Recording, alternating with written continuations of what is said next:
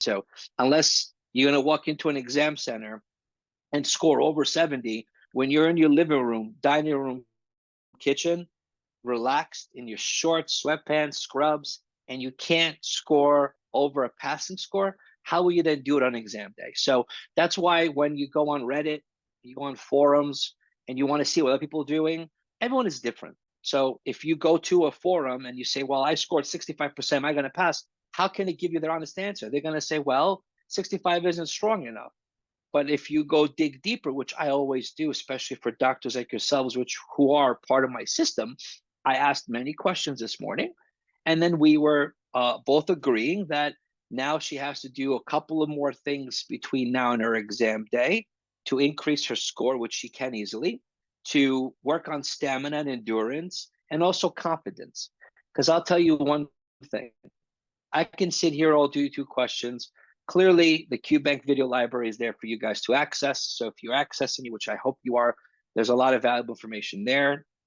What I try to do on these sessions, especially at the end of the 9 weeks, is be obviously available to you all, whether it's a live session like this and or office hours.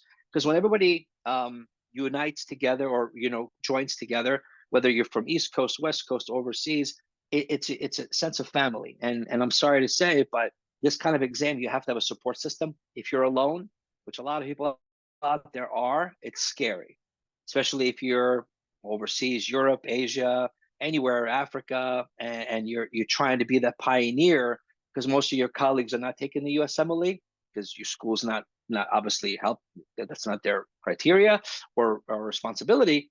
You're doing it alone, and it's hard, right? It's scary. I mean, it's scary when you are in a classroom of 50 in med school, let alone overseas or anywhere you're at currently, right? So that's why when I have these sessions, I always want you guys to be always open with me. You can reach out to me now or later or online. I want to be able to provide you the accurate advice versus you take advice from someone you don't know.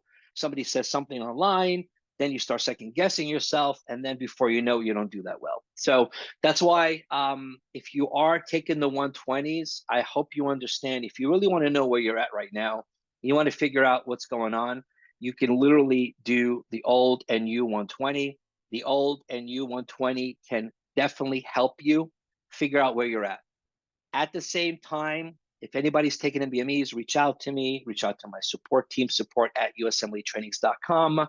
I can get on with you on the office hours and help you further, because many students are failing NBMEs versus they're passing NBMEs, failing USMLE. So that's why I hope you understand a lot of doctors here now who are looking at their names have taken step 1, they're taking step 2 now, or they're studying to take the comp for step 2. Point is, and no matter what you do, step 1 is your foundation. That gets thrown into step 2 and so on. And I hope you realize, if you're taking the test sooner than later, you have to also take into consideration stamina and endurance.